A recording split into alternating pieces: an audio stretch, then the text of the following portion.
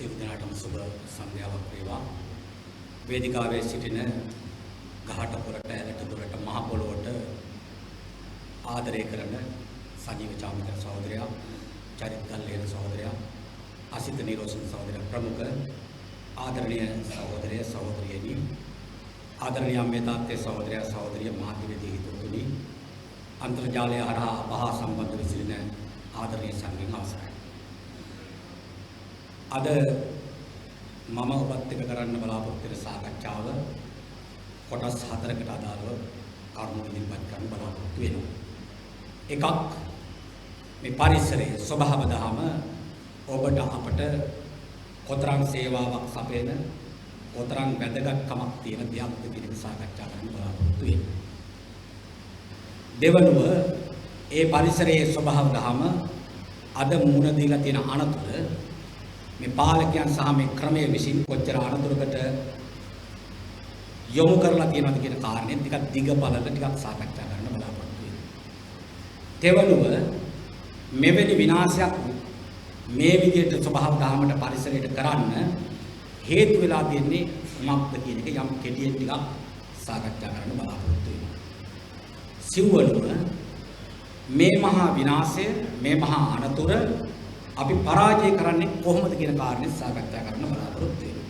ඉතින් ඒකට ටිකක් වෙලාවක් අවශ්‍යයි. V.I. ලෙනින් සහෝදරයා කියලා තියෙනවා, දැනුම නැති කම්කරුවා අනාරක්ෂිතයි කියලා. දැනුම ඇති කම්කරුවා බලවේගයක් බවට පත් වෙලා ආරක්ෂිත වෙනවා කියලා තියෙනවා.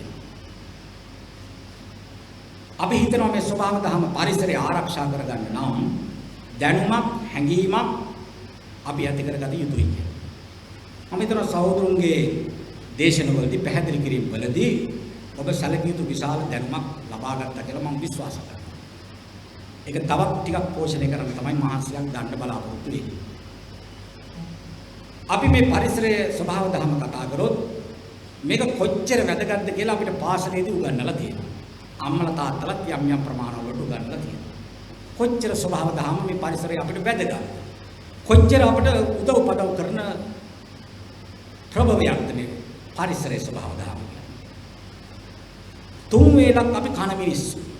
ওই තුන් වේලටම කැම දෙන්නේ ස්වභාව දහම පරිසරය. වැඩුණු මිනිසෙකුට දවසකට ජලයේ ලීටර් 2මාරක් විතර අවශ්‍යයි කියලා කියනවා. ඒ සියල්ලක් දෙන්නේ පරිසරය. ඒවට මිලක් අය කරන්නේ නැහැ. කෙනෙක් හිතන්න පුළුවන් මේ අපි ජීවත් වෙන්න සල්ලි ඕනේ, අපිට ජීවත් වෙන්න අවශ්‍යව තියෙන්නේ මේ මාකට් එකේ කියලා. ඇත්තම මාකට් එක, සුපර් මාකට් එක මේ පරිසරය. ස්වභාවය. ඔබ ස්විච් එකක් දානකොට මේ විදුලි බුබුලු පත්තු වෙනවා.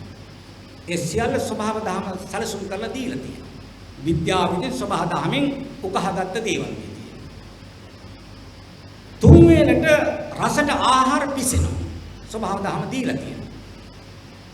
අපි මේ තුන් වේල කන වතුර පානය කරන මිනිසුනේ ස්වභාව දහමෙන් අරගෙන ওই තුන් වේල කෑමයි බොන වතුරටයි වඩා ස්වභාව දහමෙන් දෙනවා නිතරම අපිට පරිභෝජනය කරන්න අවශ්‍ය දෙයක්. ඒක දැනුත් ඔබ කරමින් ඉන්නවා. ආස්වාස ප්‍රාස්වාස. මිනිහෙකුට, වැඩුණු මිනිහෙකුට දවසකට කොච්චර විතර ඔක්සිජන් ඕනද? දවසකට ඔක්සිජන් ලීටර් 550ක් අවශ්‍යයි කියලා කියනවා. දැන් ලෝකේ පරිසරයේ වනසගත් සමහර රටවල්, සමහර නගරවල මිනිසුන් හුස්ම ගන්න අපහසු නාම හුස්ම ගන්න කුටි හදලා තියෙනවා. කඩෙන් හුස්ම අවශ්‍ය ඔක්සිජන් ගන්න පුළුවන් ක්‍රම හදලා තියෙනවා. ඉර උනොත් ගිහිල්ලා පොඩ්ඩක් ගානක් ගෙවලා හුස්ම ටික අරගෙන ඉන්න පුළුවන්. එතකොට අද වෙනකොට ඔක්සිජන් ලීටර් එක මිල වෙලා තියෙනවා සාමාන්‍ය ගාන රුපියල් 80ක්. එතකොට අපි දවසකට ඔක්සිජන් ලීටර් 550ක් ගන්නවා. ඒතර ඔක්සිජන් ලීටර් 550 80ෙන් වැඩි කරලා බලන්න. ඔබ දවසකට රුපියල් 44000ක ඔක්සිජන් පරිභෝජනය කරනවා. දින ගන්න පඩියට වැඩිය වැටුපක් පරිසරයෙන් ඔබට ලබා දෙනවා. වටිනාකමක් ලබා දෙනවා. අන්න ඒ පරිසරය අද අනතුරටපත් වෙනවා නම් ඒ ගහකොළ ඇලදොල මහ පොළව අනතුරටපත් වෙනවා නම් ඒ පරිසරයෙන් යකුණු පරිසරය නිසා ජීවිතේ පවත්වාගෙන යන අපි පරිසරය වෙනුවෙන් හඩක් නගන්නේ නැද්ද? ඒ ආරක්ෂා කර ගැනීමට ක්‍රියාමාර්ගයක් ගන්නෙ නැද්ද? පරිසරයේ වැදගත්කම. ඔබ රක්ෂා කරන රජය වෙන්න පුළුවන්, පෞද්ගලික ආයතනයක වෙන්න පුළුවන්. ඔබේ රැකියාවේ සුරක්ෂිතභාවය සඳහා ඔබ වෘත්තීය සමිති නිර්මාණය කරගෙන තියෙනවා. යම් අනතුරක් වෙනකොට ඔබ ඒ වෙනුවෙන් සටන් කරනවා, පාරට බහිනවා, අරගල කරනවා, උපවාස කරනවා, මාරාන්තික උපවාස කරනවා. දස්වලට අරගල කරන්න එන්න නැහැ. සිංහරාජයට, නගස් වනයේට, නිල්ගලට පාරට එන්න නැහැ. ඔවුන් සේවාවන් සපයමින් ඉන්න. මහා ගස් බිම ඇද වැටෙනවා.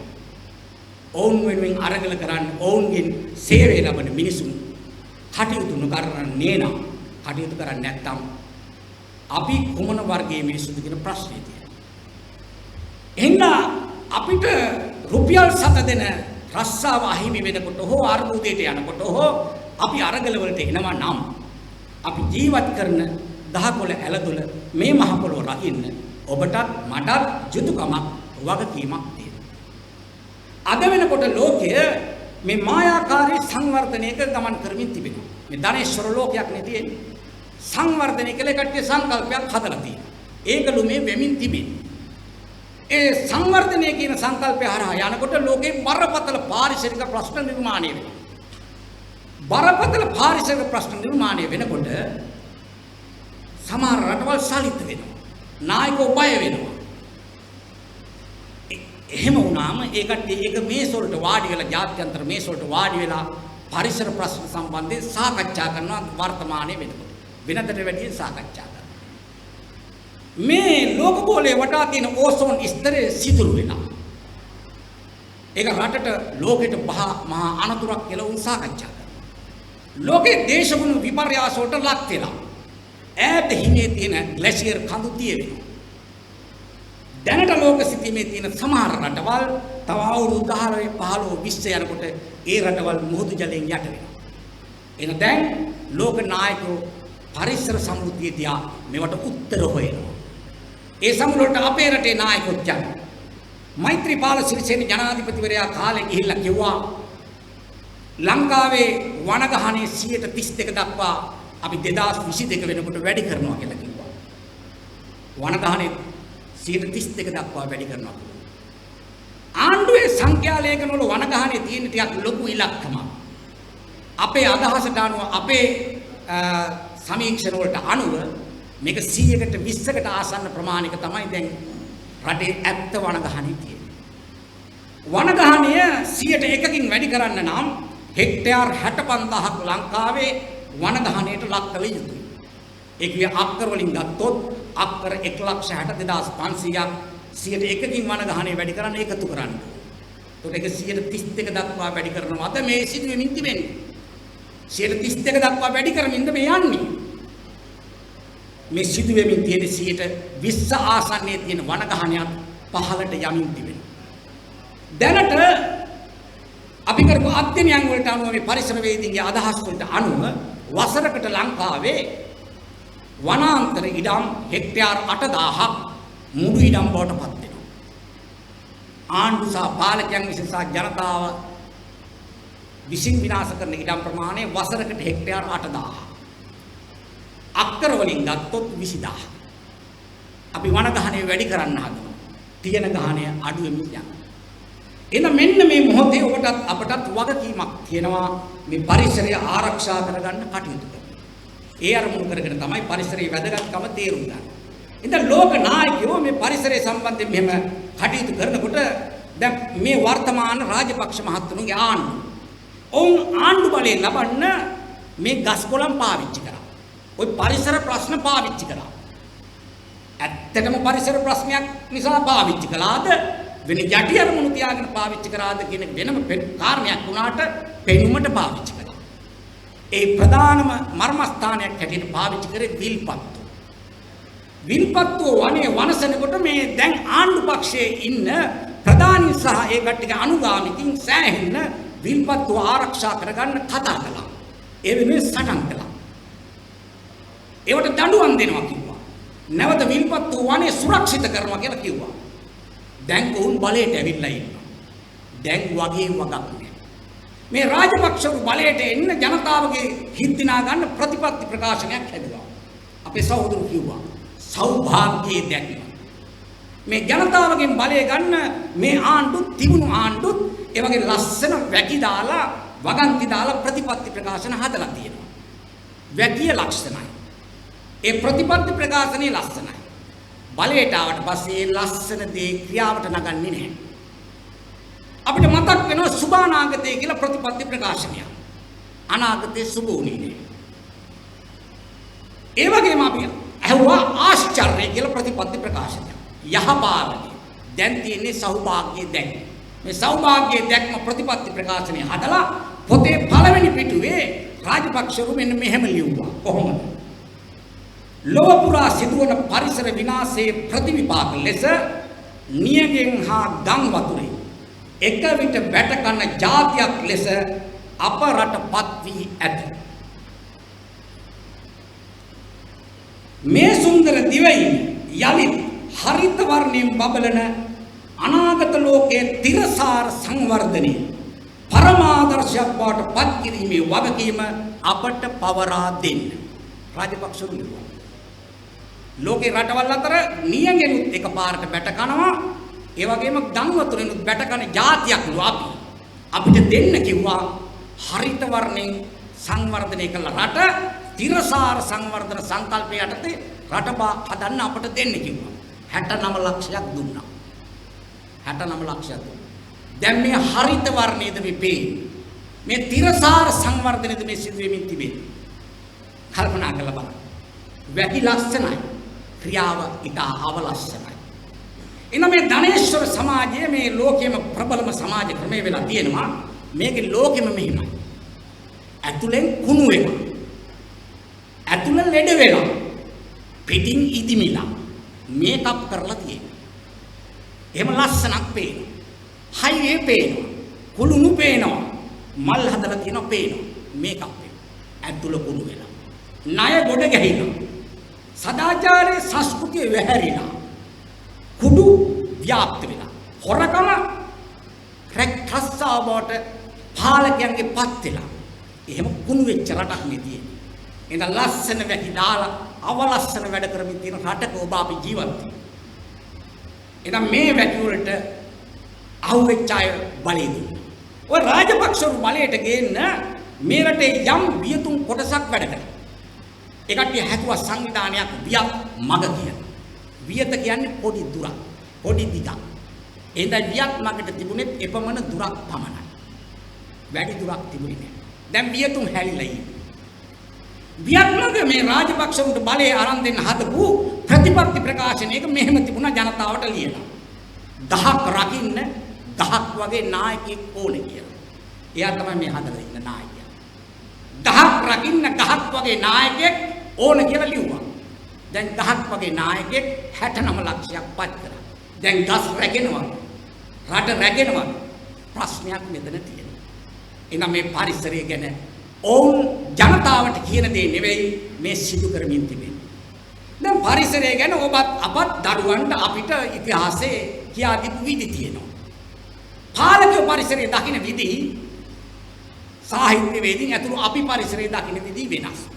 දැන් රත්නශ්‍රී විජේසිංහ පරිසරයේ දැකපු විදිය කවියක ලිව්වා. මේ වනාන්තර ඔහු කොහොමද දැක්කේ? එයා වෙනස් හැඩයකින් මේක දැක්කා. මේ ගස්වල අග මල් පිපෙනවා. අතු අග මල් පිපෙනවා. අපේ ජීවිතවල සොඳුරුම දවසක් තමයි කසාදේ විවාහය. එදාට ලස්සනට මාදිනගෙන මනමාලි. මගුල් ගෙදර කියන්නේ හොඳටම රසට කැම ලැබෙන තැන. මේ වනාන්තරයේ බඳු තැන කියලා කියනවා. ඒ වගේ අහසින් වැටෙන වතුර වනාන්තරේ බාරගන්නේ කොහොමද? මේ අපිට හැමෙන උල්පත් බිහි වෙන්නේ කොහොමද? ඔහු කවියේ මෙහෙම ලියුවා. රත්නශ්‍රී කියනවා හිසට පොකුරු මල් ගහගෙන අතට පොකුරු මල් අරගෙන වැහි කාලෙට වනාන්තරේ මන මාලිය වේ. ආකාශෙන් බිමට දමන වැහි පොද පොද අතට රැගෙන අතට අරන් බිමට දමන මහ ගස් පුදුමයි. ගෙඩි ඉදිලා සුවඳ හමන කුරුළු රෑන් සින්දු කියන මගුල් ගෙදර ඇවිත් යන්න සීත සුළං ඒ. ආකාශෙන් බිමට වැටෙන වැහි පොද පොද පොළොවම බීගෙන පහළ දෙනියේ වතුර උනන උල්පත මතුවේ. ඔහු ඒ විදිහට වනාන්තරයේ දැන්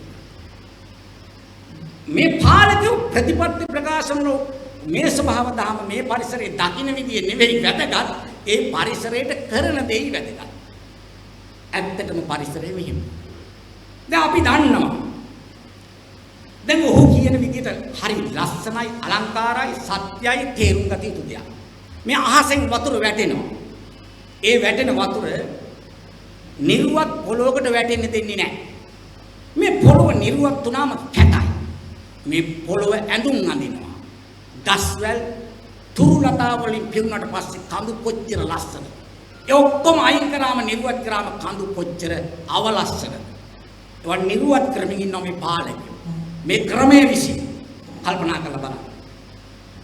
දැන් සිංහරාජයට වැටෙන වැස්ස, නගල්ස් වලට වැටෙන වැස්ස, යාලට වැටෙන වැස්ස කවුද බාරගන්නේ?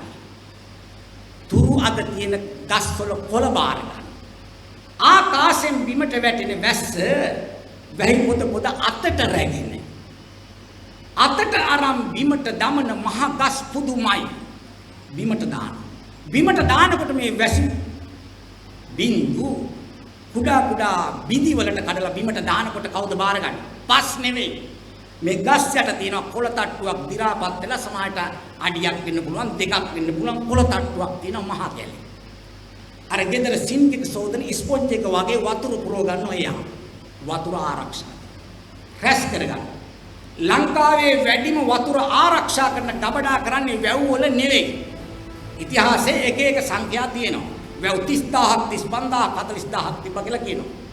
ඉතිහාසෙත් වැඩිම වතුර ආරක්ෂා කරගත්තේ ගබඩා කරගත්තේ මහ කැලේ මහ පොළොව. ඒව ආරක්ෂා කරගත්තා. ඒ පසට වැටෙන දුන්නේ කොළ වලට වැටුණා. බා වුණා ටික ටික මහ පොළොව තෙත් කරගෙන ඒ කට්ටිය වතුර ටික පසේ තියාගත්තා. මහ කඳු ගස් වෙලාගෙන ඉන්නේ මුල් වලින් එකතු කරන් ඉන්නේ. කඳු තල්ලු වෙන්න දෙන්නේ නැහැ. ගැලවිලා නාය යන්න දෙන්නේ නැහැ. කඳු අල්ලගෙන ඉන්නවා. වතුර ගබඩා කරගෙන ඉන්නවා. අන්නේ ගබඩා කරගත්ත වතුර වසර පුරා පහළ දෙනියේ වතුර උනන උල්පත මතුවේ. එහෙම මතු කරලා දුන්නා. නිල් කැටේට වතුර දුන්නා. දැන් කොහොමද? අපේ රට සංවර්ධනය කරලා. වැහි කාලෙට කැලණි ගඟ දාවට යන්න. වෙනියම් මොකක් ඔයක් දාවට යන්න. චොකලට් පාටට ගඟ ගලාගෙන යන්න. මධ්‍යම කඳුකරේ තියෙන සාරවත් පස් තට්ටුව වැව් පතුල් වල සහ මොහොතු පතුලේ රඳවන. ඒකට කියන්නේ සංවර්ධනය කියලා. ඒකට කියන්නේ සුභානාගතය කියලා. ඒකට කියන්නේ ආශ්චර්ය කියලා. මහ පොළොව මරා දමමින් තිබෙන. ස්වභාව ධම වනසමින් තිබෙන. ස්වභාව ධම පාලකයන් දකින්නේ අපි දකින්නේ දෙවිදියකට. ඒක දකින්න ඕන. මම පාර්ලිමේන්තු මන්ත්‍රීවරයෙක් හැටියට 2004 ඉඳන් 2010 දක්වා කටයුතු කළා. ඒ කටයුතු කරන කාලේ කතානායක වීජමුල් ලොකු බණ්ඩාර මැතිතුමා. මට නිල කටයුත්තකට කතානායක හමු වීමට අවශ්‍යතාවයක් ආවා.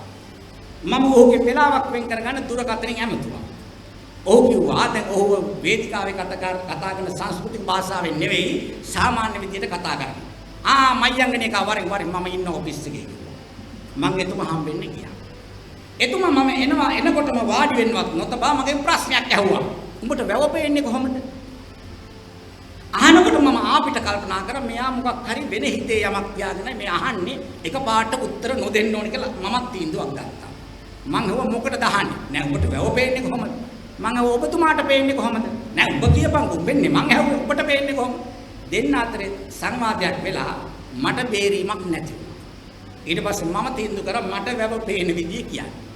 මං කව මට ඉතා ළඟම වැව මගේ හදවතේම තියෙන වැව සොරබොර වැව අවුරුදු 2200ක් වයසයි. වැය කන්ද උඩට ගියාම පුදුම සිසිලසක් දැනෙනවා.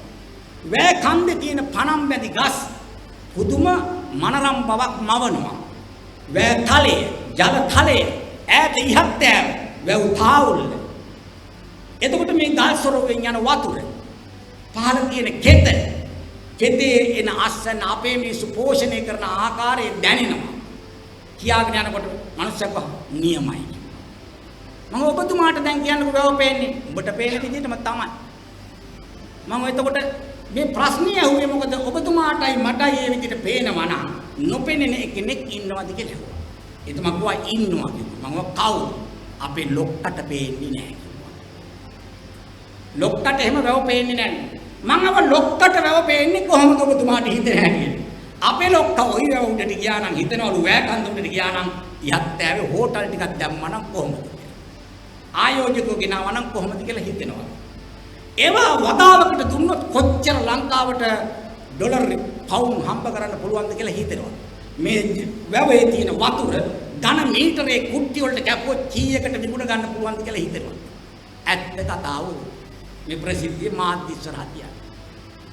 අපේ රටේ පාලකයෝ මොන පක්ෂෙන් ඔය ආවත් මේ ක්‍රමයේ තුල ඉන්න පාලකයෝ ඔහොම තමයි ස්වභාව ධර්මය ගැන හිතන්නේ. පරිසරය ගැන හිතන්නේ. ඔවුන්ට මේ පරිසරයේ වටිනාකමක් දැනෙන්නේ. මේ පරිසරයේ ඔවුන්ට රුපියල් 7 හොයන මාර්ගයක් පමණයි. එහෙනම් ඔබ අපි මේක ජීවිතය හා සලකන්න ඕනේ කියලා අපි කියනවා. අපි යෝජනා කරනවා. කල්පනා කරලා බලන්න. දැන් මේ රාජපක්ෂ මහත්තුරුන්ගේ අර ප්‍රතිපත්ති ප්‍රකාශනයේ තිබුණනේ වචනයක් තිරසාර සංවර්ධනයක් කරනවා කියලා. තිරසාර සංවර්ධනයක් කියන්නේ මොකක්ද? තිරසාර සංවර්ධන. තිරසාර සංවර්ධනයේ වනාහි වර්තමානයේ ඉන්න කට්ටිය ඔක්කොම භුක්ති විඳින එක නෙවෙයි. අනාගතේ මිනිසුන් උපදිනවා, දරුවෝ උපදිනවා. ජීවින් පවතින්න ඕනි කියලා කල්පනා කරලා වර්තමානයේ ජීවත් වෙන අපි සංවර්ධන ක්‍රියාවලියේ නිරත වෙන විට පරිභෝජනය කරන්න ඕනේ අනාගත පැවැත්මට ඉදිරියක් කරලා. ඒක තමයි තිරසාර සංවර්ධනය. දැන් මේක තිරසාර සංවර්ධනයේද රටේ තියෙන්නේ. මේක තිර වේද මේ සංවර්ධනය. දැනට ඔබ අප මේ භුක්ති විඳින්නේ මේ පාලකෝ විසින් භුක්ති විඳින තත්ත්වයට පත් කරලා තියෙන්නේ මේ 2021 හිටියට සමාජ මේ 2200 300 වගේ කාලෙදි භුක්ති විඳින්න ඕනේවා දැම්මම භුක්ති විඳිනවා. අනාගතයට ඉතුරු කරන්නේ නැහැ.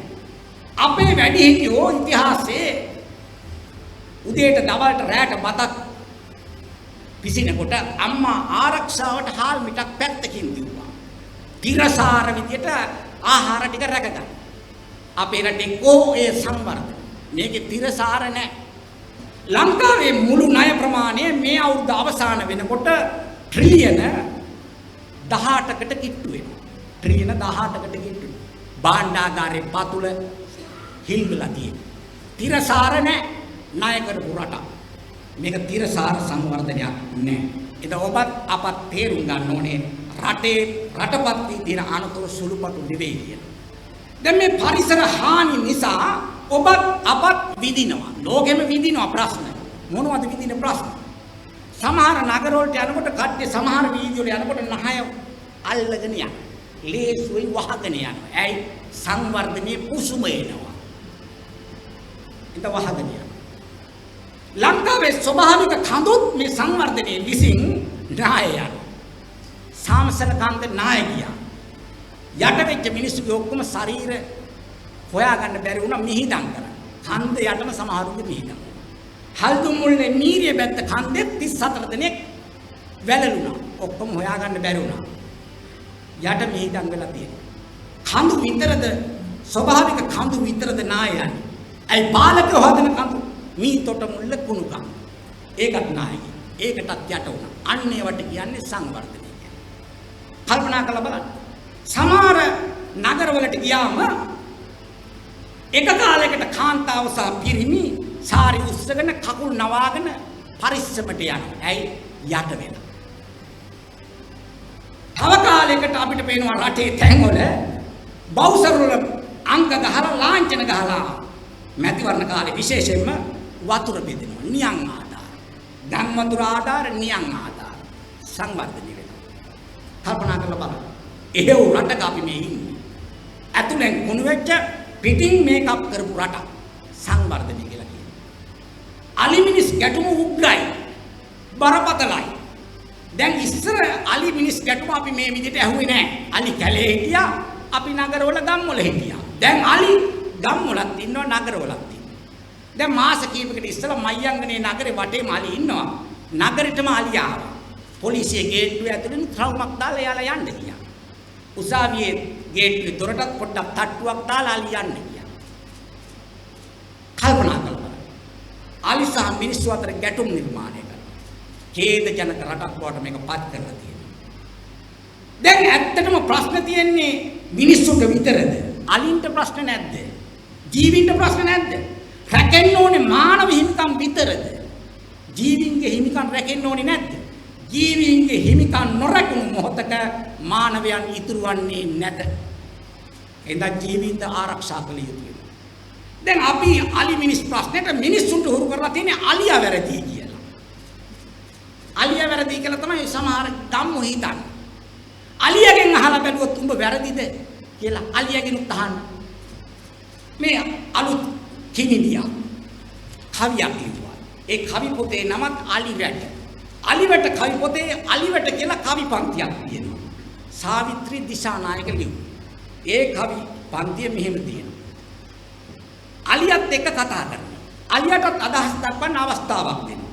ඒ කවිය මෙහෙම. මීළඟ කුසිකර්ම කමිටුවට එන්න කියමු අපි අලියෙකුට. යුතුයකමක් විදියට. අහමු කොතනින්ද ඕන අලිවැට. එතකොට අලියා කියනවා මෙහෙම. ගැටලු නම් ඔය තරමට අපි ගහගන්නම් මිනිස් වැඩ. හැබැයි එන්න බෑ හතර මායිමට. අලි කියනු ඇත පිළිතුරක් විදියට. බෙදනවාමයි වැව දෙකට. කැලේ නම් අපේ තනි අයිතියට. දම ඕනේ නෑ අපිට. දඬුවම මරණයයි අලි වෙඩිවලට. කන්න නැතුව අපේ පොඩි උන්ට. ගම් වැදුනාම රෑ එලි වෙන්න. මහතුනේ කරුණා වෙන්න. රිදුනාමයි පෑගුවේ හන්දි කුඩු වෙන්න. වැට ගහනවා නම් අපෙන් බේරෙන්න. එපා අත තියන්න රක්ෂිතේට. අලි කෑ ගසාවි කමිටුව දෙවනක් වෙන්න. එකඟ වෙන්න පුළුවන්ද කියන්න මිනිසුන්. සාවිත්‍රි දිසානායක. අලියාගේ පැත්තෙන් ඉහළ හිතලා ලියුවා. එඳා අපේ ලෝකෙත් අපේ රටෙත් බහුතරයක් මිනිස්සු ගැන විතරක්ම හිතනවා. මිනිස්සුගේ පැවැත්ම තියෙන්නේ මිනිස්සු මතම නෙවෙයි. මිනිස්සුගේ පැවැත්ම ගහට කොළට ඇලට දොළට තුරුලතාවන්ට ජීවින්ට අනුව ඔවුන්ගේ මත පදනම් වී තිබෙන බවත් අපි තේරුම් ගන්නවා. මේ පාලකයන්ට මේවා මේ විදිහට තේරෙනවද කියන ප්‍රශ්නයක් තියෙනවා. නොතේරේ නම් අපි තේරුම් අරගෙන එක්ක පාලකයන්ට තේරුම් කරගන්න ඕනේ. එසේ නොවන්නේ නම් තේරෙන පාලකයන් පත් කරගන්න ජනතාව තීන්දුවක් ගන්න ඕනේ. අන්න එතෙන්ට රට ගියේ.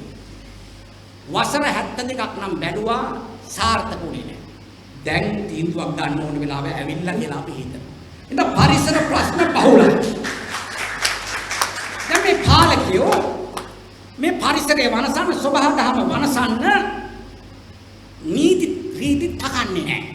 නීති රීති තකන්නේ නැහැ. එයාලා පරිසරයේ වනසගෙන යනවා. වනසගෙන යනකොට සද්ද දානකොට පරිසර වේදින් හරි කවුරු හරි කන්නා යනවා. ඒ කට්ටිය පරිසරයේ වනසන්නත් නීති හදාගන්න. තියෙන නීති මකනවා අලුත් නීති හදනවා වෙනසීම කරගෙන යනවා. ඒකට කියන්නේ සංවර්ධන. සංවර්ධනේ නෙවෙයි සංහාරය. සංහාරයක් කරමින් තිබෙනවා. මේක තේරුම් ගන්න පුළුවන් වෙයි අපිට ඉදිරියේ. කල්පනා කරලා බලන්න. රට පුරා රජ රටින් පටන් ගත්ත වකුගඩු රෝගේ වේගෙන් පැතිරෙනවා.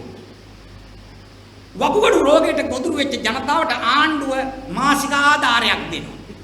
වකුගඩු රෝගයට හේතු හොයන්නේ නැහැ. හේතු හොයලා තියෙන්නේ නිල වශයෙන් කියන්නේ නැහැ. මොනවද හේතු? නිල වශයෙන් කියන්නේ නැහැ. ඇයි? කිව්වොත් මෙයාලගේ ලාභ රේට්ටුව අඩු වෙනවා. මෙයාලගේ ධන සම්පත් අඩු වෙනවා. මිනිස්සු මරුණට ප්‍රශ්නයක් නැහැ. සල්ලි එනවා නම් බලය තියෙන උන්ට.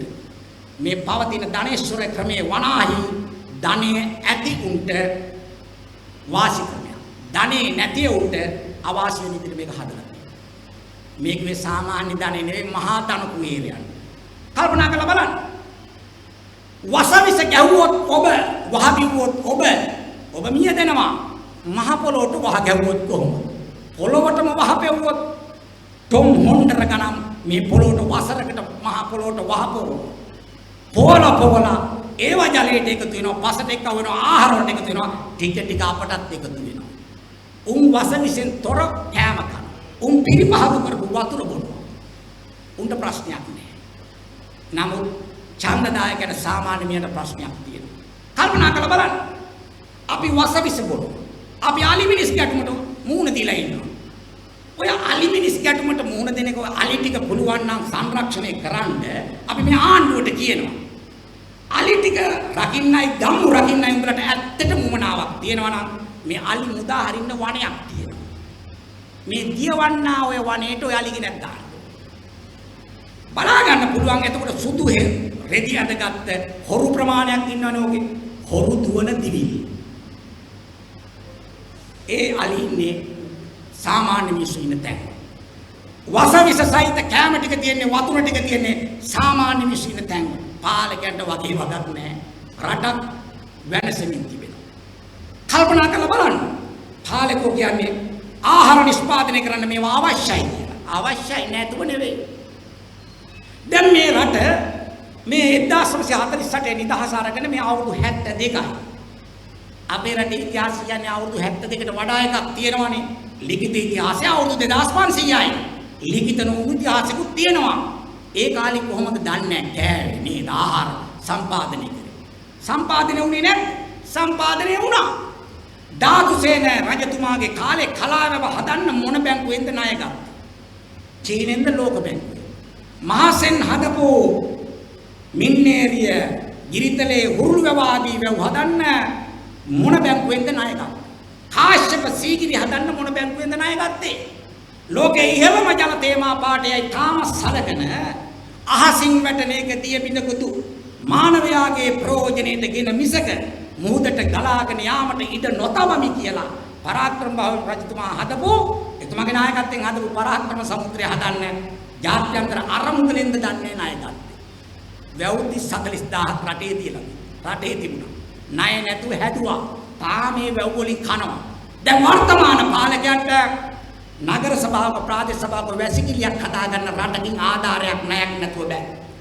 කොන්ක්‍රීට් ටිකක් දාගන්න ණයක් නැතුව බෑ. රට ගෙනිච්ච තැන පරිසරයක් රකින්නේ කොහොමද? කල්පනා කරලා බලන්න. එදා ඉතිහාසයේ ඒ වැව් වලින් පෝෂණය වුණා අපේ ගම්බි. කෙත්වතු ආහාර ගත්තා. ඒ වගේ අඩුපාඩුවක් තිබුණාද දන්නේ නැහැ නේ. මොලේ වැඩෙන්න මදියකේ ආහාර. කාය ශක්තිය නිර්මාණය කරන්න මදි වෙන්නේ නැති ආහාර. ඒවා මදිද නැද්ද කියන එක බලන්න අනුරාධපුරයට පොළොන්නරුවට යන්න ගල් වලට පණ දීලා තියෙනවා. සීගිරියට යන්න. මනසේ තරම කායික ශක්තියේ තරම ඉතිහාසයේ මැනගන්න. දැන් එහෙම මිනිස්සු ඉන්නේ. දැන් මේ ලස්සනට ඇඳලා සුවඳ විලවුන් ගහලා පිටට පේන්නේ hina වෙවි යන අපේ ඇත්තෝ දිහා බලලා ඔය රෝහල් වල ක්ලික් පෝලිං වලට යන්නකෝ. ක්ලික් පෝලිං වලට යන්නකෝ. සෑහෙන කට්ටිය පෝලි මේ ඉන්නවා. ඔය බදුල්ලේදී එක අම්මා කෙනෙක් මන් දන්න අම්මා කෙනෙක් බදුල්ල නගරේ දවසක් පයින් යනවා පොත් දෙක තුනක් ගිහිල්ල ගහනවා. මම අවා අම්මා ඉස්කෝලේ යනවද? නෑ පුතා ක්ලිනික් යනවා. මම පොත් දෙක තුනක් අම්මා නෑ පුතා මට මේවා තෝරගන්න අකුරු තේරෙන්නේ නෑ. දොස්තර මහත්තයා තමයි තෝරගන්නේ. එක පොතක් පුතා දිය වැඩියාවට අනිත් එක පුතා ප්‍රෙෂර් වලට කිව්වා. පාලකයන්ට ස්තුතියි. උඹලා මේ රටේ මිනිස්සු ලෙඩ්ඩු කරා. ඒ ගානට මේ රට වට්ටලා තියෙනවා. කල්පනා කරලා බලන්න. රටකට ගිය තැන ඉරණ මේකට කියන්න පුළුවන් ද සංවර්ධනය කියලා. ඉතින් මේවා කියව ගන්න ඕනේ පාලකෝ කියවන විදියටම නෙවෙයි. මේ ඇත්ත යථාර්ථය තුල කියවගත්තොත් තමයි අනාගතය වෙනස් කරන්න පුළුවන් වෙන්නේ. පාලකයන්ගේ මාධ්‍ය සහ පාලකයන්ගේ වරණ තුලින් පාලකයන්ගේ කතා තුලින් ඇත්ත වහලා තියෙන්නේ. සත්‍ය වහලා තියෙන්නේ. එහෙම වෙන්නේ ඇයි? එහෙම වෙන්න බලපාන හේතුවක් තියෙනවා. මොකක්ද හේතුව? විද්‍යාව පළවා හරින්නේ නම් මිත්‍යාව රටක රජ යන්නේ නම් විද්‍යාව පළවා හරින්නේ නම් ප්‍රඥාව පැනලා දුවනවා. ප්‍රඥාව නැති වෙනවා. ප්‍රඥාව නැති වුණාම සමාජයේ ප්‍රඥාව නැති කරාට පස්සේ අන්ධකාරයෙන් පිරෙනවා. එතකොට මිනිස්සු අඳුර යටපත ගන්නවා. මිනිස්සු ජනප්‍රිය දේවල් පස්සේ යන්න පටන් ගන්නවා. පැණි වෙන්න පුළුවන්, නිකවැරටි වෙන්න පුළුවන්, මීයල්ලෑව වෙන්න පුළුවන් යන්න පටන් ගන්නවා. විද්‍යාවයි මිත්‍යාවයි රජ කළා. විද්‍යාවයි සත්‍යයි පැත්තක දාපු සමාජයක් අකර්මණ්‍ය වෙනවා. එන්න මේ සමාජයට ප්‍රඥාව ඕනේ. ප්‍රඥාව එන්න නම් විද්‍යාව ඕනේ. සත්‍ය ඕනේ. එහෙම කියවන්න මේ සමාජයට කියලා දෙන්න ඕනේ. ඒක ඔබේ අපේ කාර්යභාරයක්. මේ ඔක්කොම අපි දන්නවා කියලා අපි කියන්නේ. දන්න ටික කියන්නේ. මේ පරිසරයට කරපු හානි බරපතලයි කියලා තේරුම් ගන්න. දැන් පහුගිය දවස්වල මහනුවර ප්‍රදේශයේ වික්ටෝරියා ජලාශය ප්‍රදේශයෙන් සංඥා නිකුත් කරමින් තිබෙනවා. පොළොව හෙලවෙනවා. අසරණ වැසියෝ කියනවා අපිට බයක් දැනෙනවා කියලා කියනවා. පාලකයන්ට නම් දැනෙන්නේ නැල්ලු. ජනතාව කියනවා බයක් දැනෙනවා කියලා. පාලකයන්ට දැනෙන්නේ නැහැ. අපි තේරුම් ගන්න ඕන දෙයක් තියෙනවා. මේ මාතෘ භූමිය දේශප්‍රේමීත්වය උදතේද වඩාගෙන සමහරු කියනවා. මේ මාතෘ භූමියට හදවතක් තියෙනවා. ඒක තමයි මධ්‍යම කඳුකරේ. ඔය මධ්‍යම කඳුකරේ ඉතිහාසයේ සිට ගත්තම අනිසිලස පරිභෝජනය කළේ නැහැ. ඔය මධ්‍යම කඳුකරේට අතවර කරලා විනාශ කරන්න මූලික කටයුතු කළේ ආක්‍රමණිකයෝ. විශේෂයෙන්ම බ්‍රිතාන්‍ය ආක්‍රමණිකයෝ. මහා වැසිවනාන්තර කපලා දැම්මා. කපලා දාලා උන්ගේ සීතල රටවල් වල උන්ගේ ශරීර උණුසුම් කරන්න අවශ්‍ය පානේ මේ හදාගන්න කෝපි තේ හිටෙව්වා. කෝපි තේ හිටෙව්වා. ඉතිහාසය එහෙම කරේ නෑ. වැවකටත් ඔළුවක් තියෙනවා. ඒ ඔළුවට කියන්නේ යත්තෑව කියලා. ඉතිහාසයේ වාරි විශේෂඥයෝ අපේ ඉතිහාසයේ හිටපු කට්ටිය වැවේ මහ ඔළුව හැටියට සැලකුවේ මධ්‍යම කඳුකරේ. යත්තෑව. හිසට අත තැබුවේ නෑ. ඉඳ වැව් හැදුවේ නෑ. මේ වර්තමාන පාලකයෝ ධනයට බැඳි ලොබ නිසා මේ මධ්‍යම කඳුකරේ අපේ රටේ මධ්‍යම කඳුකරේ භාෂාණ එච්චර ශක්තිමත් නෑ. මේකට අනිසි අතවර කරලා තියෙනවා. මේකට මහා සංවර්ධන ව්‍යාපාර, යෝග සංවර්ධන ව්‍යාපාර කියනවා කියලා මහවැලි සංවර්ධන ව්‍යාපෘතිය ගෙනවා. පංච මහා ජලාශ හදන්න තීන්දුව කරා. කොත්මලේ, වික්ටෝරියා, රන්දනිකල ආදී ජලාශ. ඒ කාලේ හිටපු රටට ආදරය කරන ලංකාවේ වියත්තු උගත්තු යම් ප්‍රමාණයක් මේකේ සිදු වෙන්න පුළුවන් අනතුරු පෙන්වා. ඒ අතරින් කෙනෙක් තමයි මහාචාර්ය විතානගේ මහත්මයා. ඔහු අද ජීවතුන් අතර නැහැ. ඔහු මේකට දැඩි ලෙස විරුද්ධ වුණා. මේක කරන්න එපා කිව්වා. මහා විනාශයකට මුලක් කිව්වා. අපි විශ්වවිද්‍යාලේ ඉන්න කාලේ කොළඹ විශ්වවිද්‍යාලයේ පරිසරය සම්බන්ධයෙන් දේශනයක් තිබුණා. ඒකට අහුම්කම් දෙන්න ඔබ වගේ මමත් එදා ගිහිල්ලා ඔය වගේ අහගෙන හිටියා. අද ජීවතුන් අතර නැති පරිසරවේදී පියල් පරාක්‍රම මහත්තයා දේශනයක් කරා. ඔහුගේ දේශනයේදී ඔහු කිව්වා මහාචාර්ය විතානගේ මහත්මයා මිය ගිය හැටි. විතානගේ මහත්මයා දිගටම කියලා තියෙනවා මේ මධ්‍යම කඳුකරේ කඳු වල බැලුම් තියෙනවා, පාෂාණ දුර්වලයි, මහා ජල කඳක් මේක රැස් කරන්න එපා. එමුණොත් කරොත් අනාගත ලොකු ව්‍යසනයක් වෙන්න පුළුවන් කියලා ඔහු අදහස් දක්වලා තියෙනවා. පාලකයන්ට බලධාරීන්ට කියලා තියෙනවා. කවුරුත් මේක අහුම්කම් දීලා නැහැ. විදේශ ආධාර, විදේශ තාක්ෂණය, විදේශ කොන්ත්‍රාත්කරු ඇවිල්ලා කරලා තියෙනවා. මහාචාර්යතුමා විශ්‍රාම ගිහිල්ලා දලදා මාලිගාව ටිකක් උඩින් ඔහුගේ ගෙදර ඉඳලා තියෙනවා. ඉන්නකොට දවසක් මහා පිපුරුමක් සිදු වෙලා තියෙනවා. මහාචාර්ය විතානගේ මහත්තයා කෑ ගහලා කිව්වලු මම මේ රටේ පාලකයන්ට කිව්වා.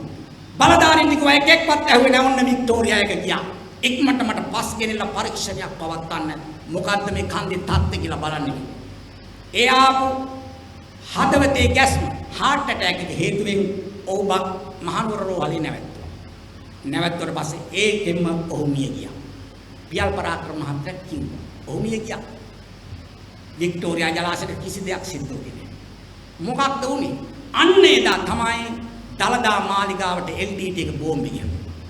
ඒ ශබ්දය හා සමාන ශබ්දයක් මහාචාර්යතුමා බලාපොරොත්තු වෙනවා වික්ටෝරියා එක යන දවසට ඇහි කියලා.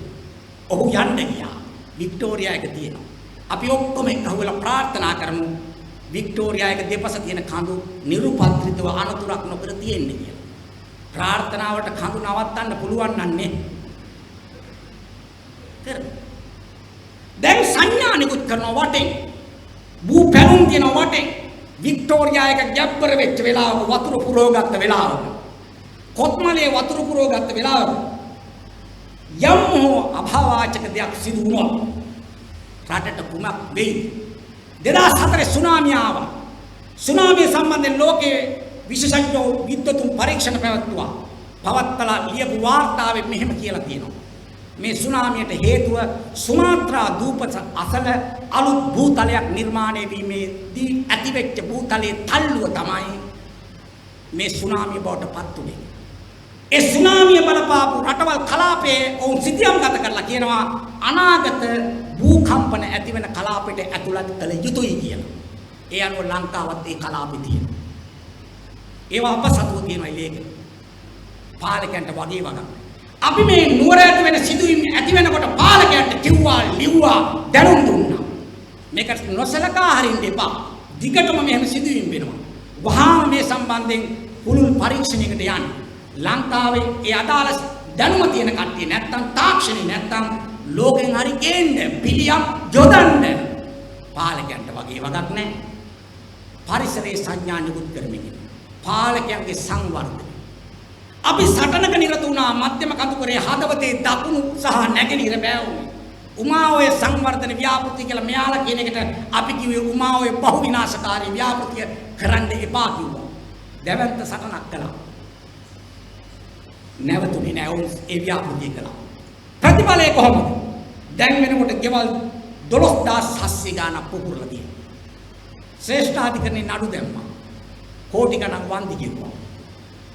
උල්පත් ඇලදොල ගංගා 7000කට කිට්ටුව හිදී ගියා. වසන්තේ නගරේ සිහිලල් පුරවරේ ඔබ ලස්සන බලන්ගෙන බණ්ඩාරවල දැනටත් බෞසර වලින් මිනිසුන්ට වතුර බෙදලා. බෞසර වලින් වතුර බෙදලා වියදම් කරා. සංවර්ධන ව්‍යාපෘතිය. සංවර්ධනයේ වනාහි විනාශයද කියලා ප්‍රශ්න කරන්න සිද්ධ වෙලා තියෙනවා. සංවර්ධන. ගෙවල් 12000 ගාණක් පිපුරුවනම් ඔය පිපිරින් ආවේ මතු පිට අඩියෙන් දෙකෙන් නෙවෙයි. උමග තියෙන්නේ අඩි 1000 1500 යටින්. එතෙන් සිට මහ පොළොව පුපුරලා තියෙන්නේ. කැබලි කරලා තියෙන්නේ. පුංචි චලනයකදී කුමක් සිදු විය හැකිද? රටේ හදවතට මෙහෙම කරන්න අයිතියක් තියෙනවද යාට? ජනතාවට අයිතියක් තියෙනවද හදවතට එහෙම කරද්දී නිශ්ශබ්දව ඉන්න? ඒක යුතුයකමද? ඒක වගකීමද? ප්‍රශ්න කරන්න සිදු වෙලා තියෙනවා. එහෙම වෙමින් තියෙනවා මේ රටේ. මේ රටේ හදවත ඇතුළු සියලු ඉන්ද්‍රියන් වලට ප්‍රශ්නයක් තියෙනවා. අපේ රටේ පෙනහැල්ලපත් සිංහරාජය. ඒක ජාති උරුමයක් නෙවෙයි ඒක ලෝක උරුමයක්. ධර්ම කලාපීය රටක අග්‍රගණ්‍ය වනාන්තරයක් ඇතුළේ සලකනවා සිංහරාජය. පෙනහැල්ල සිදුරු කරගෙන පාලකෝ තීන්දුව දෙනවා නම් 15 දවස් 90න් පාර කියලා පරිසර වාර්තා නැහැ අධ්‍යයන නැහැ. එහෙම කරනවා නම් මොකක්ද මේ රට? කල්පනා කරන්න. තීන්දුව ගන්න. ක්‍රියාමාර්ගයක් ගන්න ඕනේ වань. එහෙම තැනකට රටපත් වෙලා දෙනවා. අන්න ඒ නිසා ඔබ අපි තේරුම් ගන්න ඕනේ තත්ත්වේ බරපතලයි කියලා. මේ වර්තමාන ආණ්ඩුවට තාම වයස එච්චර නැහැ. තාම වයස ටිකක් පොඩි කාලයක් නේ ගෙවලා තියෙන්නේ. පොඩි කාලෙට ලොකු වැඩ කොටසක් කරලා තියෙනවා. මේ කට්ටිය බලයට ආපු ගමන් මේ පරිසරයට අත තියන්න පටන් ගත්ත එක සංදිස්ථානයක් තමයි ගම්පහ දිස්ත්‍රික්කයේ මීගමුවේ කඩලාන පරිසරය විනාශ කරා. දේශපාලන උමනාවට දිස්ත්‍රික් සම්බන්ධීකරණ කමිටුවේදී අපේ අසිත සහෝදරයෙක් වගේ නිලධාරණිය විරුද්ධ වුණා. ඒ පරිසරය විශේෂ පරිසරයක් කිව්වා. ඒක ආරක්ෂිත කලාපයක් කිව්වා. ඒක එහෙම දෙන්න බෑ කිව්වා. ඔක්සිජන් ඕනේ කිව්වා මිනිසුන්ට. පාලකේ ඔක්සිජන් ඕනේ නෑ කිව්වා. ඉතිහාසෙත් තිබියා. සාහිත්‍ය කන්නද කියලා ඇහුවා. හුස්ම ගන්න ඕනද කියලා ඇහුවා. හුස්ම ගන්න ගමන් අහන ඔක්සිජන් ඕනද කියලා ඇහුවා. සෙල්ලම් පිට්ටනියක් හදන්න මීගමුවේ කඩලාන දෙන්න කිව්වා. මේ පාලකෝ හැරුණා ඒවා ඩෝසර් කරා. ඊළඟට විල්පත්තු වනෝද්‍යානයේ රකින්නවා කියලා ආවේ. ආපු මේ ආණ්ඩුව මොකද කරේ? ඒකේ පේරණ කලාපයේ වටේ තියෙන වනාන්තරයට අනාගතය අතුලත් කරගන්න සැලසුම් කරන කලාපෙන් අක්කර 1500ක් කොම්පැනි එකට දුන්නා. මොනවටද? කොමාරික හදන්න. වනජීවියක කිව්වා දෙන්න බෑ කිව්වා.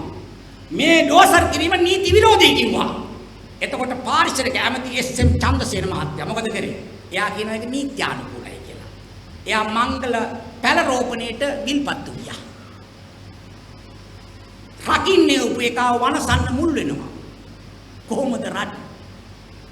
ලංකාවේ විශේෂම ජල ගැලුම් නිම්න වියලි කලාපයේ තියෙන වනාන්තරේ පොළොන්නරුවේ. අරෙන් තියෙන වස්ගමුවයි අර පැත්තෙන් තියෙන සෝමාවතියයි ඒකාබද්ධ කරන අලි කොරිඩෝර. ජල ගැලුම් නිම්න වනාන්තරේ ආරක්ෂා කරගන්න ඕනේ වන සංරක්ෂණ වනජීවී ඇමතිවරු. වනජීවී රාජ්‍ය ඇමතිවරයා කියලා කියනවා නිලධාරීන්ට කියනවා මේක මැදින් කිලෝමීටර් 13ක් පාර ඕනේ කියලා. මේ ඔක්කොම කරන්න කවුද දන්නවද දාන්න ඉස්සරහට? අහිංසක මිනිස්සු. සිංහරාජ පාර ඕනේ කියලා අහිංසක මිනිස්සු පලිය වගේ දානවා.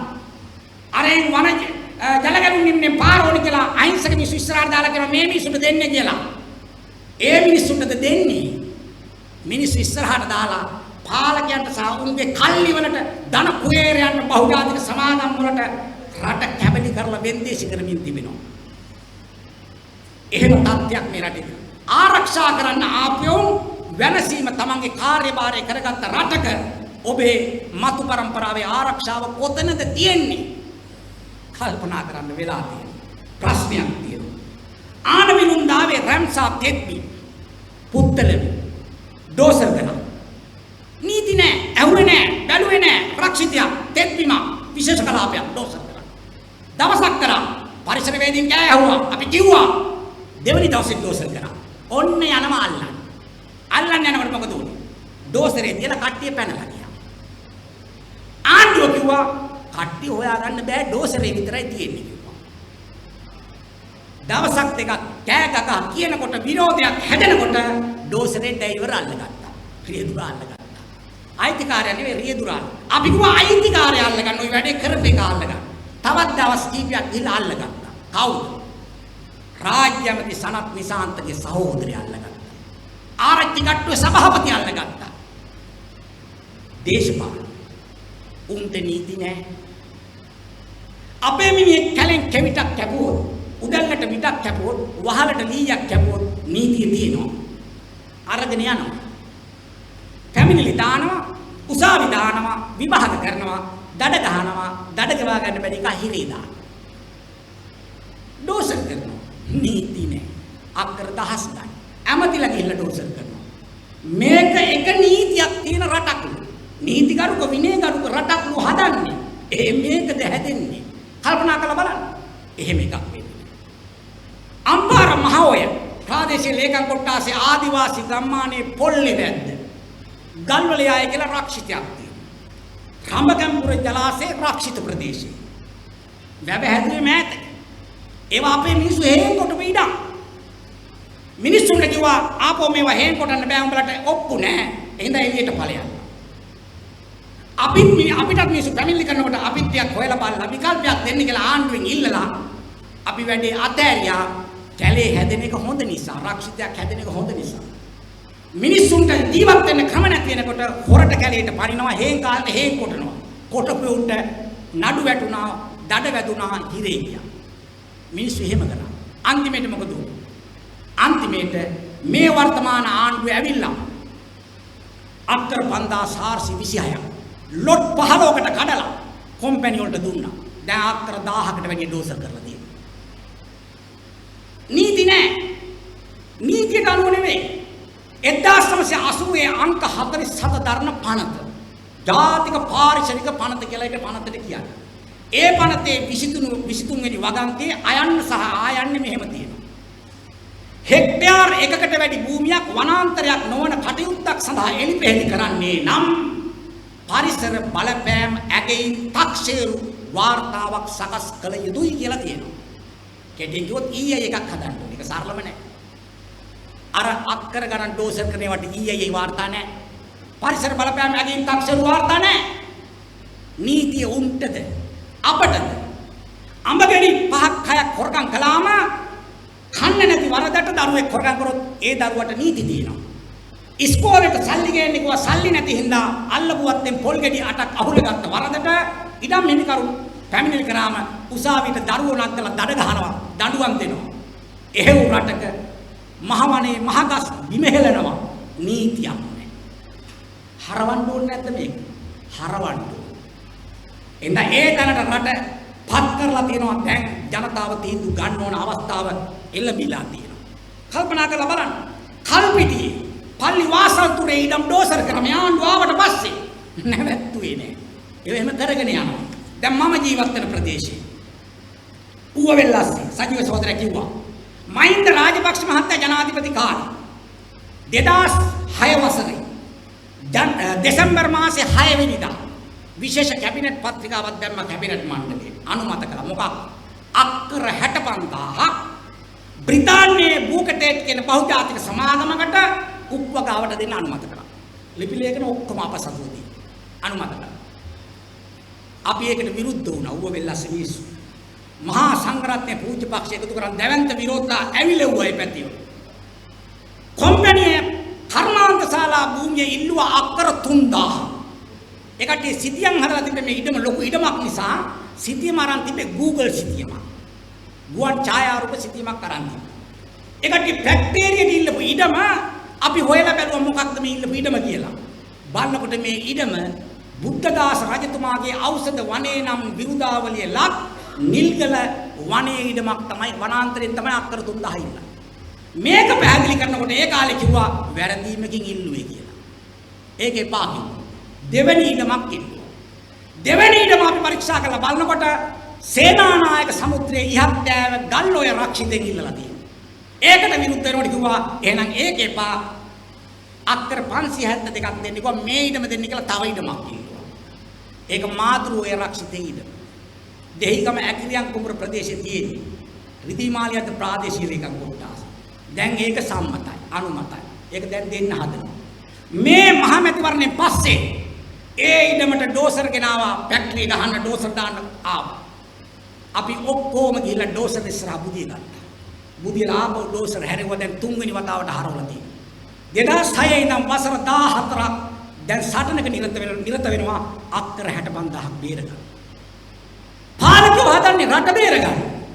උන්ගෙන් පරිසරය බේරගන්න අපිට සටන් කරන්න වෙලා තියෙනවා. පරිසරය ආරක්ෂා කරන පාලකෙක් කවදද හදාගන්නේ? පාලකයෝ හදලා උන් එක්ක සටන් කරන්න උන්ටම ඡන්ද දීපු ඡන්දදායකයෝ ඇතුළු අපිට සිද්ධ වෙනවා නම් මොකුන්ද මේ පත් කරගන්න පාලකයෝ? මුන් සැබෑ පාලකයෝද මේ රට වනසන සංහාරකයෝද කියලා ජනතාව තේරුම් ගත යුතු තිබෙනවා. එහෙම තත්ත්වයට ඇවිල්ලා තියෙනවා. බරපතල දේවල් සිදු වෙමින් තිබෙනවා. දැන් කල්පනා කරලා බලන්න. මේ විතරද සිදු වෙන්නේ? අපි කවුරු විවේකයක් ගන්න. සොඳුරු ස්වභාව ධර්මයේ නරඹන්න යන තැනක් තමයි හෝටන් තැන. සීතල නුවරඑළිය යන්න පාරවල් දෙකක් තියෙනවා. නුවරඑළියෙන් ආවොත් පට්ටිපොළ පැත්තෙන් යන්න පුළුවන්. බබුල්ල දිස්ත්‍රික්කෙන් යන්න ආස කෙනෙකුට වැලිමඩට ගිහිල්ලා බොරලන්තෙන් ඔහියෙන් යන්න පුළුවන්. පාරවල් දෙකක් තියෙනවා. වර්තමාන ආණ්ඩුව කියනවා දෙකක් මදි. තුන්වෙනි පාරක් දාන්න ඕන.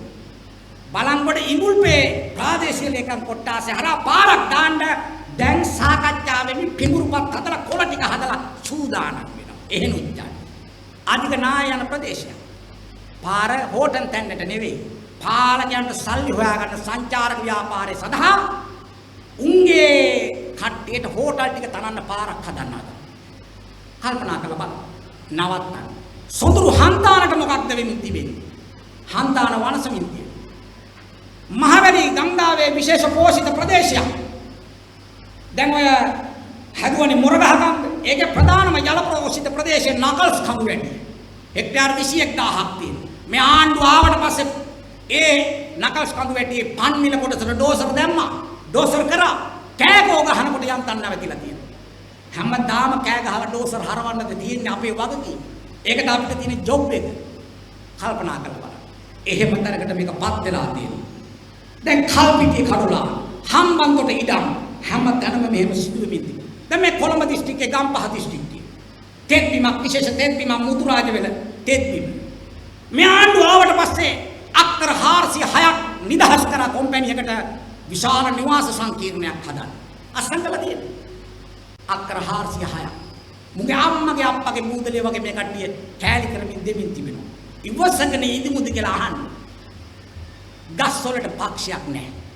ගංගා වලට ඇලට දොරට මහ පොළොවට පක්ෂයක් නැහැ. අපි ඔක්කොටම උන් සේවය කරනවා. මේක ජනතා විමුක්ති පෙරමුණේ ප්‍රශ්නයක් නෙවෙයි. මේක අනාගත පැවැත්මේ ප්‍රශ්නයක්. දේශ ප්‍රේමය කියන එකට පරිසර ප්‍රේමය අතුල් කරගන්නේ නැද්ද? ජාති ආරක්ෂාව කියලා අපි කියනවා. ජාතිය ආරක්ෂාවට පරිසරය ආරක්ෂාවේ අයිති නැද්ද? බෙදුම්වාදීන්ට සහ අන්තවාදීන්ට විතරද මේකේ දේශ ප්‍රේමයෙන් විරුද්ධ වෙන්නේ? බරපතලම ප්‍රශ්නයක් බවට මේක පත් වෙලා තියෙනවා. ඉතින් අපි පහුගිය කාලේ රටේ ජාතික ප්‍රශ්නය හැටියට කතා කළේ මේ බෙදුම්වාදී මූලික කරගත්ත ප්‍රශ්න. මේ ජාතික ප්‍රශ්නෙට මේ පරිසර ප්‍රශ්නය සබහාදහමේ ප්‍රශ්නය ඇතුළත් විය යුතුව තිබෙනවා. ජාතික ප්‍රශ්නයක් ඇටියට මේක සලකලා සියලු ජාතීන් එකට එකතු විය යුතුව තිබෙනවා. ජාතික අරගලයක අවශ්‍යතාවයක් පැන නැගිලා තියෙනවා. අන්න එහෙම මොහොතක මේ ඉන්නේ. දැන් නිකන් ආවට ගියාට සම්මන්ත්‍රණයක් කරන්න බලාපොරොත්තු වෙන සම්මන්ත්‍රණයක් නෙවෙයි. ඒක අපි තේරුම් ගත යුතුව තිබෙනවා. මේ විදිහට රට අනතුරටපත් වෙච්ච මොහොතක් තමයි අපි ඉන්නේ. ඒ අනතුරෙන් මුදවා ගන්න ඔබේ මගේ කාගේ වගකීමක් තියෙනවා කියලා අපි තේරුම් ගන්නවා. ඇයි මෙහෙම ස්වභාව දහමට මෙහෙම කරන්නේ? ඇයි පරිසරයට මෙහෙම කරන්නේ? ඇයි ගෝඨාභයට මහින්දට රනිල්ට මෛත්‍රීට මේක තේරෙන්නේ නැද්ද? තේරෙන්නේ නැද්ද? ඒිට උඩින් යාලට ප්‍රශ්න ටිකක් තියෙනවා. අපිට තේරෙන එකට වැඩි වෙන ප්‍රශ්න ටිකක් තියෙනවා. ඒ කට්ටියට මොකක්ද? මේ ක්‍රමේ තියෙනවනේ. මේ ක්‍රමයට අපේ දේශපාලන වචනේ ධනේශ්වර ක්‍රමය කියලා. මේ ක්‍රමයට අපි විරුද්ධයි. ධනය මූලික කරගත්ත සමාජ ක්‍රමයට අපි විරුද්ධයි. එහෙනම් අපි පක්ෂ මොකටද? අපි පක්ෂය මිනිස්සු මූලික කරගත්ත. සමාජයේ මූලික කරගත්ත සමාජවාදී ක්‍රමයට පක්ෂයි. මෙතුවක්කල් තිබුණු ආණ්ඩු UMP වෙන්න පුළුවන්, ශ්‍රී ලංකාව වෙන්න පුළුවන්, පොදු ජන පෙරමුණ වෙන්න පුළුවන්. ඔය ඔක්කොම එකම ක්‍රමයේ කට්ටිය. ධනේශ්වර ක්‍රමයේ කට්ටිය. ධනේශ්වර ක්‍රමය කියන්නේ මොකක්ද? පරිසරාර්ථයෙන් සැලකුවොත් මෙහෙමයි. පරිසරාර්ථයෙන් සැලකුවොත් කොහොමද? මේ ස්වභාව ධර්මයේ නොහොත් පරිසරයේ සුළුතරයක් වෙච්ච ධනපති පන්තියේ සුඛ විහරණයේ උදෙසා පාවිච්චි කරන එක තමයි මේ ධනේශ්වර ක්‍රමයේ ස්වභාවය. මේ ස්වභාව ධර්ම සහ පරිසරයේ මේ ස්වභාව ධර්ම සහ පරිසරයේ සුළුතරයක් වෙච්ච ධනපතීන්ගේ අවශ්‍යතාවය සඳහා සුඛ විහරණය සඳහා පාවිච්චි කිරීම මේ ක්‍රමයේ ස්වභාවය. එතකොට මොකද වෙන්නේ? බහුතරයක් වෙච්ච පීඩාවටපත් වෙන මිනිස්සු අසරණ වෙනවා. අර්බුද වලට යනවා. ගැටලු වලට මුහුණ දෙනවා. අනාගත පැවැත්ම අනතුරට ලක් වෙනවා. එහෙනම් ධනපති පන්තියට මේක තේරෙන්නේ නැහැ. එයාලට තියෙන ධනයේ අවශ්‍යතාවය. එහෙනම් සුළුතරයක් වෙච්ච ධනපති පන්තිගේ අවශ්‍යතාවය සඳහා පරිසරයේ ස්වභාව දහම කැප කරන්න දෙන්න පුළුවන් කමක් නැහැ. ඒ ක්‍රමය වෙනස් කරන්න ඕනේ. එතකොට මොකක්ද වෙන්නේ? මේ ස්වභාව දහම සහ පරිසරය බහුතරයේ කැමැත්තටද වෙන් කරන්නේ නැහැ. බහුතරයේ කැමැත්තට නෙවෙයි. මේ ස්වභාව දහම සහ පරිසරය සියලුම මානව සහ ජීවීන්ගේ අවශ්‍යතාවයන් සඳහා කැප කරන ක්‍රමයකට පාරිසරික මිතුරු සංවර්ධන ක්‍රමයකට රට දියුණු කිරීම තමයි අපේ පැතුම. ඒක තමයි සමාජවාදය කියලා කියන්නේ ආදරණීය මේ තාත්තේ සහෝදරයා සහෝදරිය. අන්න එදෙන්ට රට ගියේ. එනම් මේ ක්‍රමයේ දුෂ්ටයි. ඒක අපි තේරුම් ගත යුතු මොහොතක මේ තියෙන්නේ. එහෙම නොවුනොත් අපිට මේක රට මුහුණ දෙන අනතුර දිගපළල කියා ගන්නට බැරි වෙයි. කල්පනා කරලා බලන්න. දැන් මේ පාලක මේ වර්තමාන පාලක බුදුදහම පෙරටු කරගෙන තමයි බෞද්ධයන් ඉදිරි කරගෙන තමයි බලය ගත්තේ. බලය ගන්නකොට කිව්වා වනය රකින්නවා වගේම ආගම ජාතිය රකින්නවා කියලා තමයි ආවේ. බුදුන් වහන්සේ කොහොමද? බුදුදහමට අනුව කතා කරොත් බුදුන් වහන්සේ කියන්නේ කොහොමද? කොහොම පුජ්‍යලේ? කොහොම ශාස්ත්‍රවරයාණන් වහන්සේ කෙනෙක්? ගහක් යට ඉපදිලා.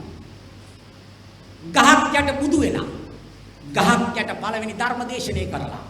ගහක් යටම පිරිනිවන් පාලා. උන්වහන්සේ අගනා දර්ශනයක් ලෝකෙට ඉතුරු කරලා යන්න ගියා. ඒ දර්ශනේ පස්සේ කළා තමයි මේ පාලකයෝ කටයුතු කරන්නේ. බුදුන් වහන්සේ මෙහෙම දේශනා කළා. වනාන්තරයේ වූ කලී අසීමිත කරුණාවෙන් හා ගුණයෙන් යුක්ත වූ වස්තුවකි. තුරුලතා වූ කලී තම පැවැත්ම උදෙසා කිසිදු ඉල්ලීමක් නොකරන්නා වූද තමා නිපදවන දෑ කිසිදු ප්‍රතිලාභයකින් තොරව සියලු සතුන් වෙත බෙදා හරින්නා වූද තමාට හතුරුකම් කරන්නාට පවා ගස් බිම හෙලන්නාට පවා සෙවන සදන්නා වූද වස්තුව කියලා උන්වහන්සේ කිව්වා. අන්නේ වස්තුවට තමයි ෂොට් එක දෙන්නේ මේ බාලකෝ දහම ඉස්සරහට දාලා. එහෙනම් ඔබ අපි තේරුම් ගන්න ඕනේ අනතුරුදායක තැනකට මේ රට ගෙනල්ලා තියෙනවා. අන්න ඒ වෙලාවේ ඔබටයි අපටයි වගකීමක් තියෙනවා. මොකක්ද?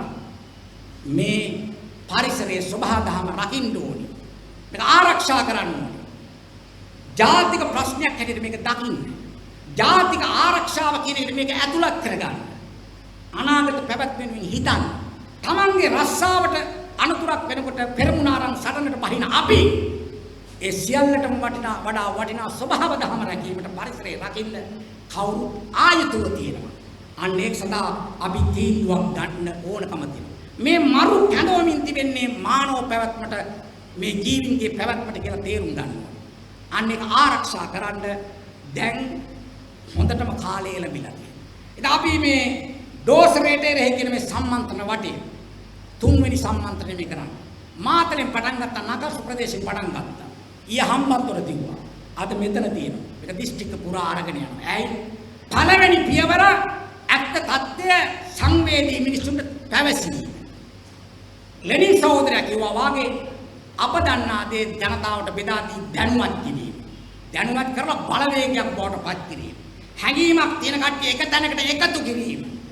එකතු කරලා නිකන් ඉන්නේ පුටුවල වාඩි වෙලා මයික්‍රොෆෝන් ඉස්සරහම දෙසුම් දිදී ඉන්න බලාපොරොත්තුවක් නැහැ. දැන් රාජපක්ෂ මහත්තුරුන්ට අපි කියනවා අපි එක බලාපොරොත්තුවක් වෙනවා.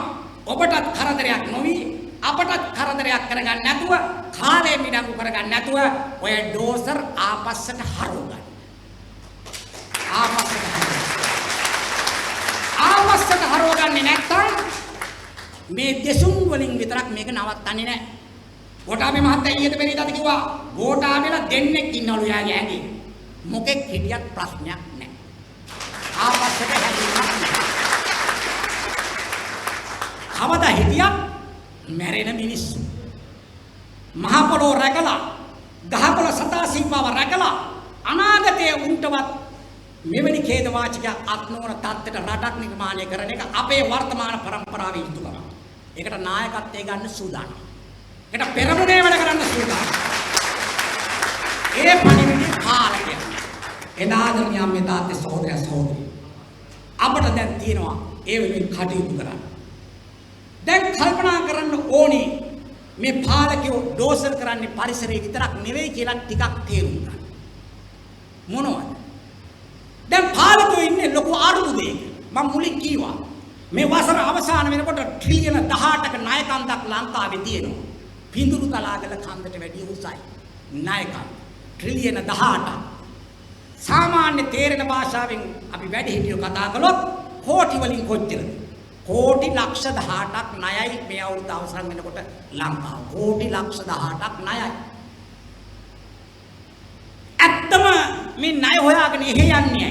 ඇත්තම බැංකුව මොකක්ද? ඇත්තම මහ බැංකුව මොකක්ද? ඇත්තම ප්‍රාග්ධනය මොකක්ද? ඒ ප්‍රාග්ධනය මේ මහ පොළොවේ තියෙන්නේ. ඔය තුරුලතා අතර තියෙන්නේ. කවදා හරි රට කොට ගන්න ඔය කියන සම්පත් පාවිච්චි වෙනවා. මුන් ඒ සම්පත් නැතික. මෙයාලට ඕනේ ශනික ධනෙ ඕනේ. ඒ නිසා මොකද කරන්නේ? දැන් ලෝකේ ණය දෙන රටවල් මේ පාලකයට ණය දෙන්නේ නැහැ. ඇයි බංකොලොත් භාවයට පත් කරමින් තියෙන්නේ රට. දැන් ලෝකේ ආයතන රටවල් ණය දෙනකොට කොන්දේසි දානවා.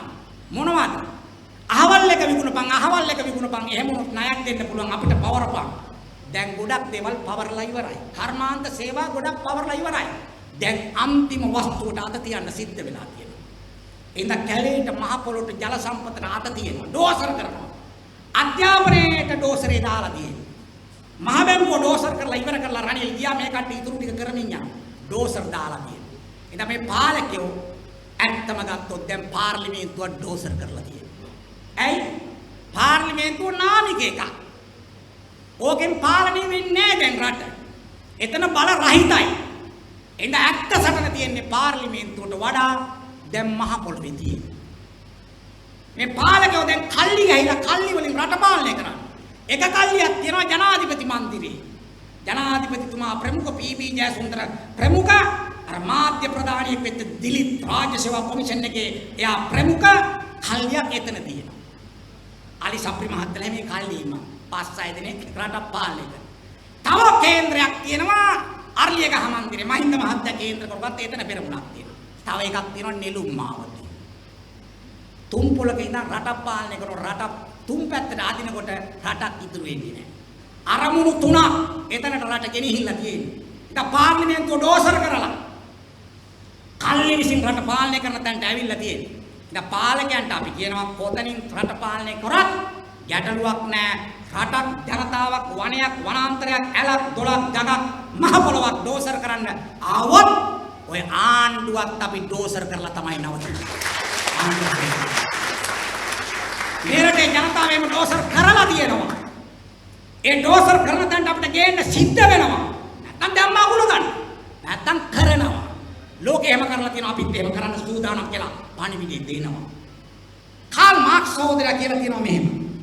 මිනිසාට මානසික විය හැක්කේ තමන් ජීවත් වන පරිසරයට කාරුණික වීමෙන් පමණයි කියලා. එහෙනම් අපි මේ පරිසරයට කාරුණිකයි. ඒ පරිසරයට කාරුණික වන්නේ මිනිසුන්ට මානසික වීම උදෙසා මනුෂ්‍යත්වයේ සාධාරණ යුක්තිය පිරිපුන් සමාජයක් හරහා මිසක මේ වනය රකින්න බෑ. මේ සබහා දහම රකින්න බෑ. මේ පරිසරය රකින්න බෑ. විවිධ පුංචි කණ්ඩායම් වලට වෙන් වෙලා හුදකලාව වෙන් තැන්වල සටන් කරලා විතරක් මේක බේරන්න පුළුවන් නම් දැන් බේරිලා තියෙන්න ඕනේ. එහෙම බේරෙන්නේ නැහැ. මේකේ ප්‍රශ්නේ ඇත්ත ප්‍රශ්නේ දේශපාලනය කියලා තේරුම් ගන්න ඕනේ. ඇත්ත ප්‍රශ්නේ මේ ක්‍රමය කියලා තේරුම් ගන්න ඕනේ. සුළුතරයක් වෙච්ච පන්තියකගේ අවශ්‍යතාවයක් පිනවන්න ස්වභාව දහම පරිසරයේ ඔවුන්ගේ මුක්තියට ගන්නකොට බහුතරයක් වෙච්ච ජනතාව සහ අනාගතයක් වැළලෙන ආකාරයෙන් දැනගන්නවා නම් අපිට වෙන්වෙන්ව සටන් කරන්න බැරි වෙනවා. අපි ඔක්කොම ඒකාබද්ධ වෙනවා ඇත්ත හැඟීම තියෙන මිනිස්සු. එක් ප්‍රශ්න තිබුණත් ඒ ප්‍රශ්න ඒ මට්ටමින් තියාගෙන මේ පරිසරයේ මේ ස්වභාව දහම රැකගන්න එක මිටකට ආයුතු වෙනවා. අන්න ඒ පෙරමුණ එච්චර ඈත යන්නේ නැහැ. නොබෝ දිනකම තවත් අලුත් බලවේග එකතු කරලා දැවැන්ත බලවේගයක් බවට පත් කරලා මේ ඩෝසර් කරන ආණ්ඩු විතරක් නෙවෙයි මේ ඩෝසර් කරන මේ සමාජ ක්‍රමයක් ඩෝසර් කරලා සැබෑ සාධාරණය ස්වභාව දහමට පරිසරයට අත්පත් කරලා දීලා මානව සංහතියේ තිරසාර සංවර්ධන පැවැත්ම තහවුරු කරන බවට ශපථ කරමින් නවතිනවා. ස්තුතියි.